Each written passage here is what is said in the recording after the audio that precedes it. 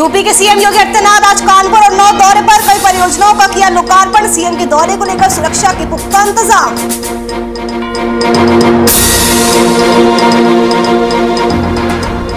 Property dealer Manish Gupta की मौत के मामले में सियासत, परिजनों से मिलने पहुंचे अखिलेश यादव, बोले योगीराज में पुलिस ले रही जान।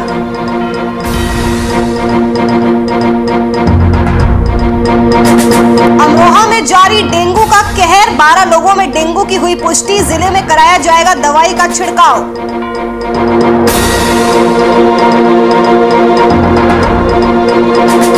हमीरपुर में नवविवाहिता के साथ गैंगरेप का वीडियो हुआ वायरल, पीड़िता ने लगाई न्याय की गुहार।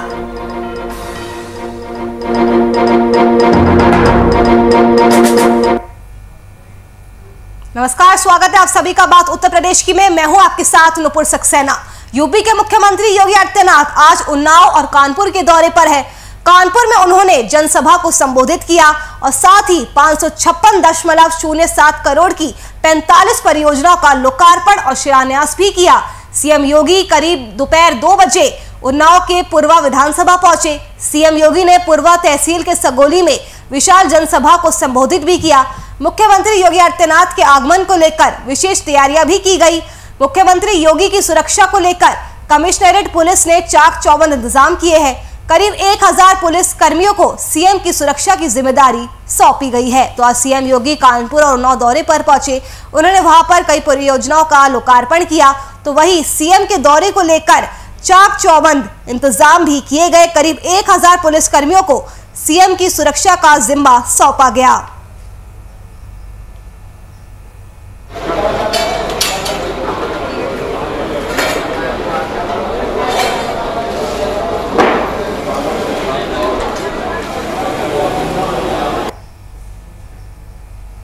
तो तस्वीरें आप देख सकते हैं सीएम के दौरे को लेकर किस तरह से वहां पर तैयारियां की गई है।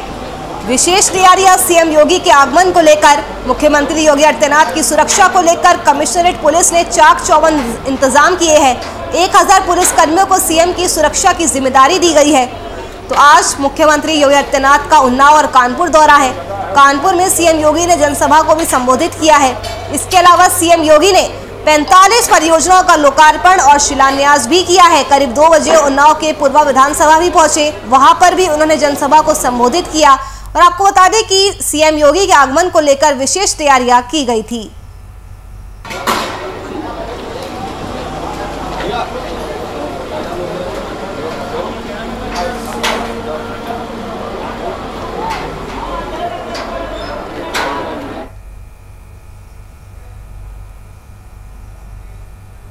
अगली खबर सीतापुर से, जहां आज सीएम योगी आदित्यनाथ सिधौली पहुंचे। आपको बता दें कि सीएम योगी ने यहां पर करीब 485 करोड़ रुपए की योजनाओं का शिलान्यास और लोकार्पण किया। सीएम योगी आदित्यनाथ ने कहा कि देश में प्रधानमंत्री उज्ज्वला योजना के तहत सर्वाधिक रसोई गैस की फ्री कनेक्शन के वितरण में सीतापुर का नाम सबसे आगे है। पिछले 4.5 सालों में जनपद सीतापुर में प्रधानमंत्री आवास योजना ग्रामीण और शहरी के तहत 2.25 लाख परिवारों को एक आवास मिला है।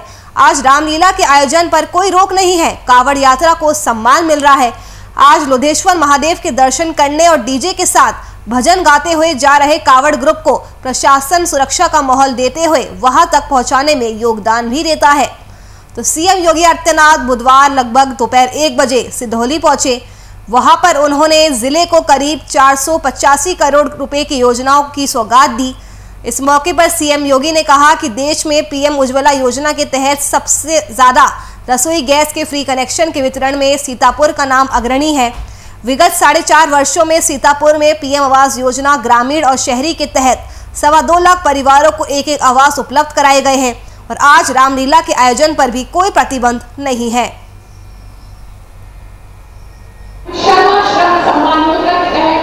आप बस इसी कदम को आप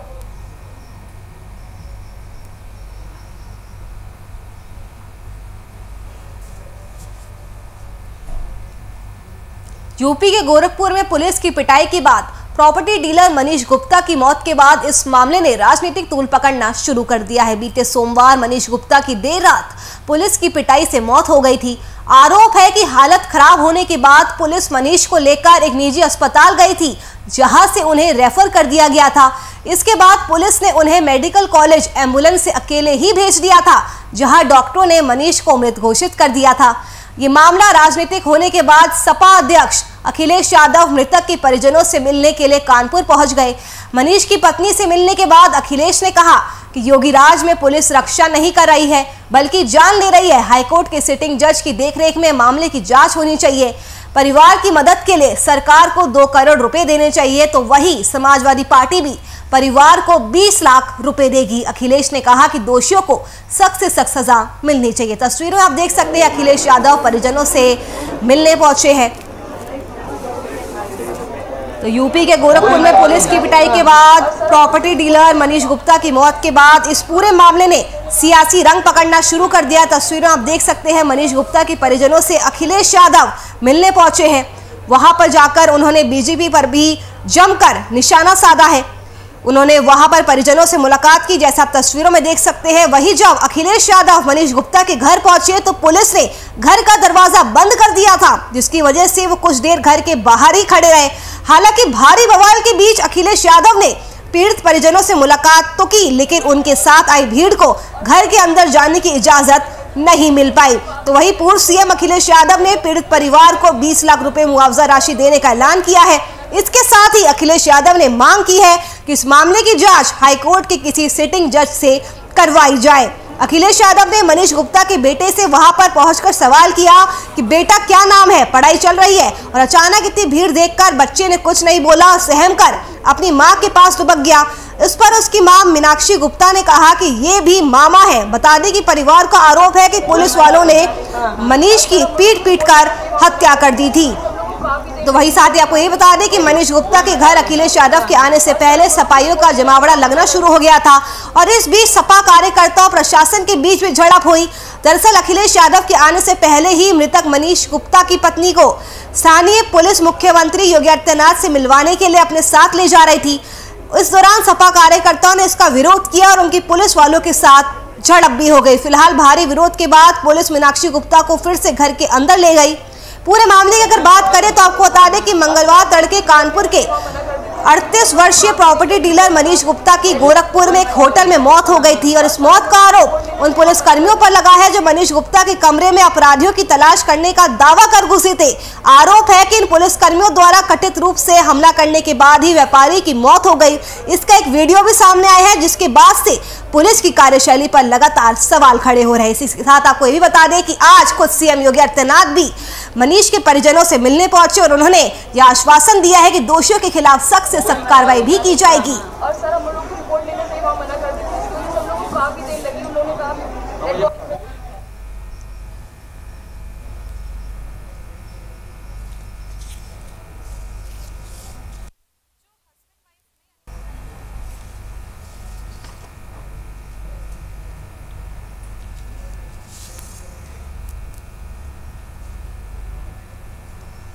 बढ़ते हैं आगे। अमरोहा में डेंगू और बुखार का प्रकोप थमने का नाम नहीं ले रहा। गांव-गांव बुखार के मरीज है। टाइफाइड के अलावा मलेरिया और डायरिया भी पैर पसारे हुए हैं। सरकारी अस्पतालों में मरीजों की भरमार है। मंडी धनौरा क्षेत्र के मलेशिया में आशंकित 9 लोगों में डेंगू की पुष्टि हुई है, जबकि 3 मरीज अन्य गांव में मिले हैं। वहीं बुधवार को जनपद में बुखार के 264 मरीज और मिले हैं। तो वहीं जनपद में अब तक 31 मरीजों में डेंगू की पुष्टि हो चुकी है। इसके साथ ही 11 मरीज टाइफाइड के और 32 लोग डायरिया से पीड़ित मिले हैं। सभी मरीजों को दवा दे दी गई है। डॉक्टरों ने डेंगू संक्रमित मरीजों को जिला अस्पताल में भर्ती कराया है। साथ ही संबंधित गांव में फॉगिंग कराने के भी निर्देश दिए गए हैं। तो उत्तर प्रदेश में डेंगू का कहर लगातार जारी है। बात करें अगर अमरोहा जनपद की, तो वहां भी डेंगू और बुखार का प्रकोप थमने नहीं रह रहा है। गांव-गांव बुखार के मरीज है। अस्पतालों में हालात बुरे होते जा रहे हैं। मरीजों की संख्या लगातार बढ़ती जा रही है। कोरोना की तीसरी लहर के खतरे के बीच डेंगू ने प्रशासन और सरकार की चिंता बढ़ाकर रख दी है। मंडी धनौरा क्षेत्र में आशंकित 9 लोगों में डेंगू की पुष्टि हुई है, जिसके बाद से स्वास्थ्य विभाग में भी हड़कंप मचना शुरू हो गया है।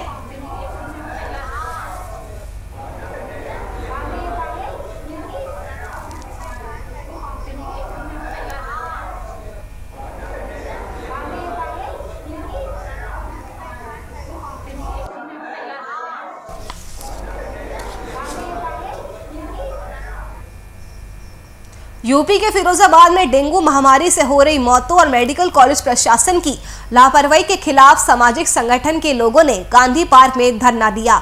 वहीं मेडिकल कॉलेज के प्रिंसिपल संगीता अनेजा का विरोध करते हुए कहा कि मेडिकल कॉलेज ने संगीता अनेजा को नहीं हटाया तो स्वास्थ्य विभाग की हालत और बिगड़ जाएगी। आपको बता दें कि संगीता पर सामाजिक संगठन के लोगों ने घोटाला करने का आरोप लगाया और कहा कि जितने भी मशीनें हैं उन पर बिल्कुल भी काम नहीं हो रहा है। पेशेंट को बेवकूफ बनाया जाता है और उन्हें प्राइवेट अस्पतालों में भेज दिया जाता है ताकि तीमारदार 1 से 2 लाख तक रुपए खर्च कर दे। मरीजों को बिल्कुल भी आराम नहीं मिलता है। अगर यही इलाज मेडिकल कॉलेज में कराया जाए तो जनता को अच्छी सुविधा मिलेगी। तो वही सामाजिक संगठन के लोगों ने ये भी बताया कि संगीता का कहना है कि मुझे यहाँ से कोई नहीं हटा सकता है क्योंकि विधायक मंत्री तमाम लेवल के मेरे मिलने वाले हैं और रिश्तेदार है। जिसमें ताकत हो वो हटा कर दिखाए। अब ये देखना होगा कि शासन इनके खिलाफ कब और कैसे कार्रवाई करता है। मेडिकल कॉलेज की लापरवाही के विरोध में धरना दिया गया। तस्वीरों में आप देख सकते हैं सामाजिक संगठन के लोगों ने धरना दिया है। लोगों में काफी ज्यादा आक्रोश देखने को मिल रहा है। मेडिकल कॉलेज के प्रिंसिपल को हटाने की मांग की जा रही है। मेडिकल कॉलेज के प्रिंसिपल संगीता अनेजा का विरोध किया जा रहा है और ये कहा गया कि मेडिकल कॉलेज ने संगीता अनेजा को अगर नहीं हटाया तो स्वास्थ्य विभाग की हालत और ज्यादा बिगड़ जाएगी। संगीता अनेजा पर सामाजिक संगठन के लोगों ने घोटाले का आरोप लगाया है। कहा है कि जितनी भी मशीनें हैं उन पर बिल्कुल काम नहीं किया जा रहा है। पेशेंट को बेवकूफ बना दिया जाता है और उन्हें निजी अस्पतालों में भेज दिया जाता है ताकि तीमारदार 1 से 2 लाख तक रुपए खर्च कर दे।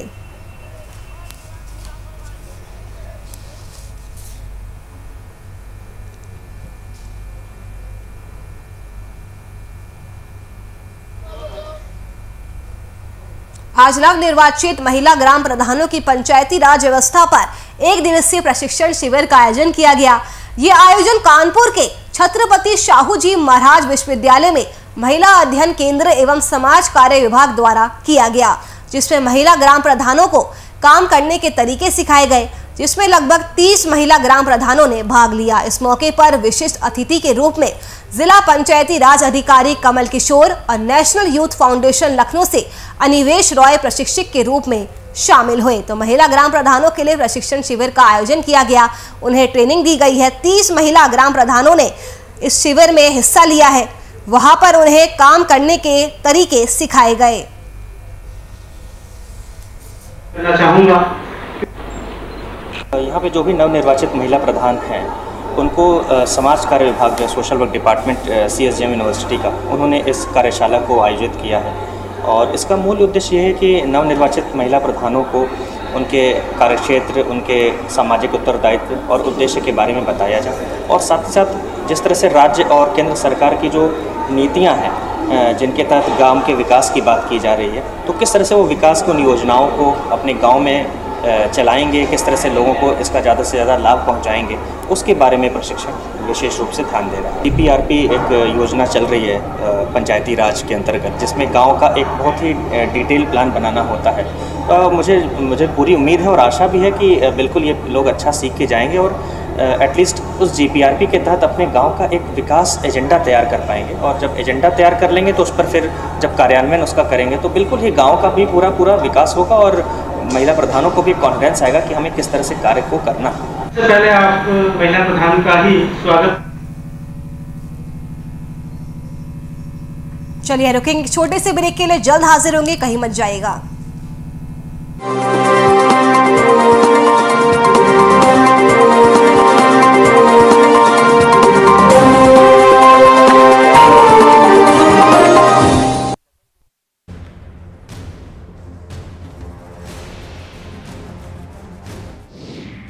VIP पर खबरें बड़ी और खास होगी।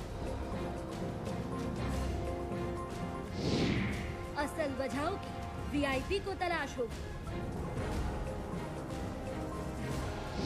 खुलेंगी पड़ते जहन में बैठे हर सवाल की। हर एक छोटे से बड़े मुद्दे पर बात होगी। हर वो जवाब जो है आपके लिए अहम। जानना है हमारी जिम्मेदारी।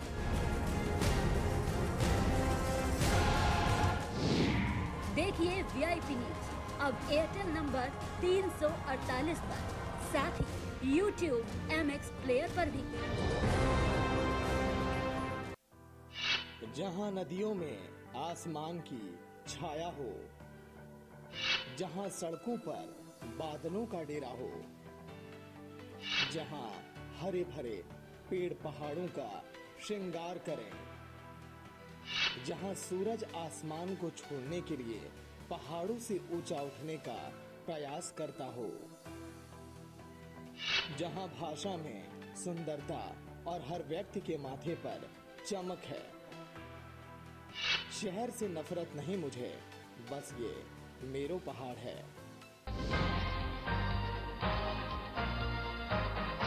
हर खबर में राष्ट्रवाद की लहर, सच्चाई और भरोसा हमारा हथियार, पहचान पुरानी, अंदाज तूफानी, नए कलेवर और नए तेवर में।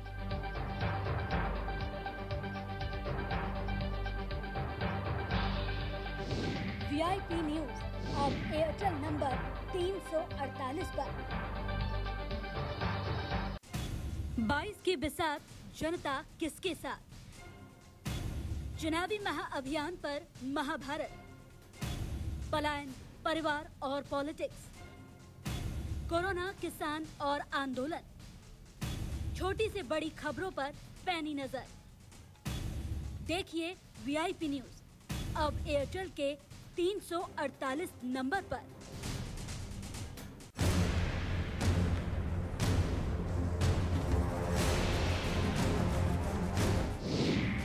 VIP पर खबरें बड़ी और खास होगी, असल वजहों की VIP को तलाश होगी, खुलेंगी पड़ते जहन में बैठे हर सवाल की, हर एक छोटे से बड़े मुद्दे पर बात होगी,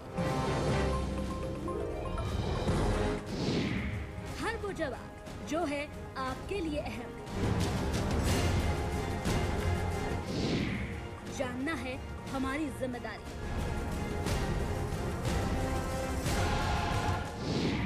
देखिए VIP न्यूज अब एयरटेल नंबर 348 पर, साथ ही YouTube MX प्लेयर पर भी।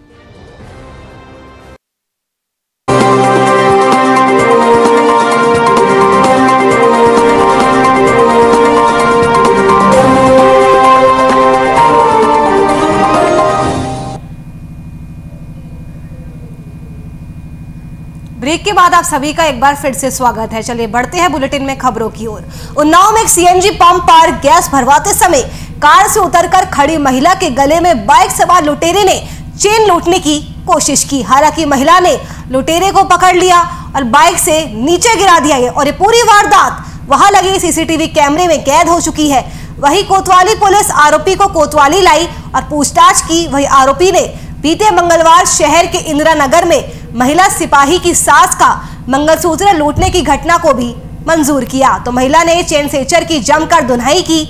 महिला ने चेन स्नेचर को बाइक से नीचे गिरा दिया। ये पूरी वारदात वहां लगे CCTV कैमरे में कैद हो गई। तो उन्नाव में अपराधियों के हौसले दिन पर दिन बुलंद होते जा रहे हैं। महिला के गले से बाइक सवार लुटेरे ने चेन लूटने की कोशिश की। हालांकि महिला ने लुटेरे को पकड़ लिया और बाइक से उसे नीचे गिरा दिया।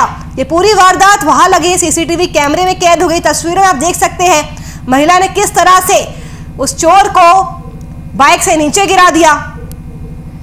भाई कोतवाली पुलिस आरोपी को लेकर कोतवाली गई और पूछताछ की। आप देख सकते हैं तस्वीरों में महिला ने वहां पर चेन स्नेचर की जमकर धुनाई की। पूरी वारदात वहां लगे CCTV कैमरे में कैद हो गई। जो आरोपी ने पूछताछ में बीते मंगलवार शहर के इंदिरा नगर में महिला सिपाही की सास का मंगलसूत्र लूट की घटना को भी स्वीकार किया है।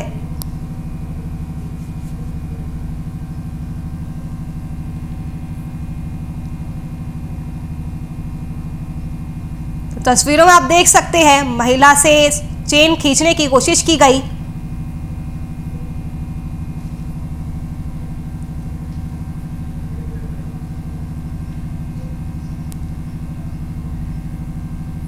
हमीरपुर में मायके आई नवविवाहिता के साथ दो युवकों ने गैंगरेप की वारदात को अंजाम दिया, वीडियो भी बनाया जो अब तेजी से वायरल हो रहा है। पीड़िता ने गांव की 2 महिलाओं पर शौच क्रिया के बहाने जंगल ले जाने का आरोप लगाया। गैंगरेप के बाद किसी को बताने पर जान से मारने की और वीडियो वायरल करने की आरोपियों ने धमकी दी थी। वही पीड़िता ने थाने पहुंचकर आरोपियों के खिलाफ तहरीर देकर न्याय की गुहार लगाई है। ये पूरी घटना जनपद के चिकासी थाना क्षेत्र के एक गांव की बताई जा रही है। तो बड़ा सवाल, सूबे में आखिरकार महिलाएं कब अपने आप को सुरक्षित महसूस करेगी। एक और गैंगरेप का मामला सामने आया है। नवविवाहिता के साथ गैंगरेप की वारदात को अंजाम दिया गया और इतना ही नहीं, गैंगरेप का वीडियो भी वायरल किया गया है। तो अब पीड़िता ने थाने पहुंचकर न्याय की गुहार लगाई है।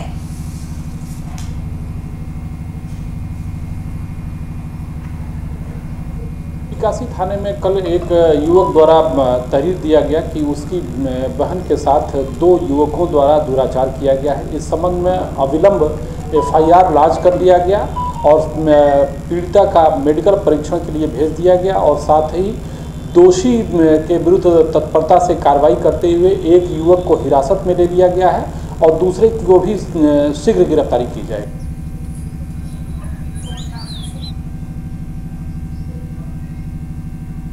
कन्नौज के गांव में एक मां ने 2 बच्चों को मारकर आत्महत्या कर ली। मृतका का पति एक दिन पहले कानपुर अपनी बीमार बहन को देखने गया था।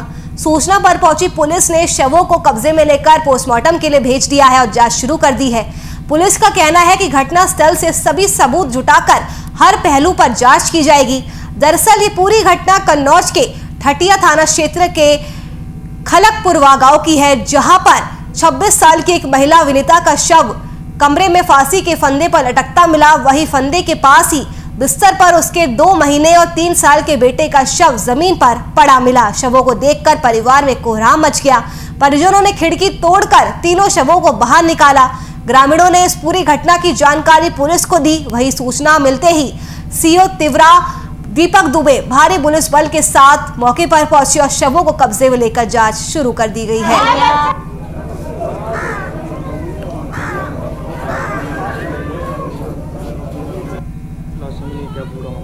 ये देखिए, खलकपुर गांव है, वहाँ पर एक सूचना मिली थी कि महिला जो है वो फांसी पर लटकी हुई हैं। तो गांव वाले भी आकर के वो दरवाज़ा तोड़ के उतार लिया है और उन्होंने देखा कि वो महिला भी फांसी पर लटकी हुई है और उनके जो 2 बच्चे, एक 4 साल का बच्चा है और एक लगभग 5 महीने का बच्चा है, दोनों की डेड बॉडी उस पर पलंग पर पड़ी हुई है। पुलिस यहाँ मौके पर आई है। पुलिस ने दोनों बच्चों की बॉडी को और उनका मृतका की बॉडी को पोस्टमार्टम के लिए इसको भिजवा दिए हैं।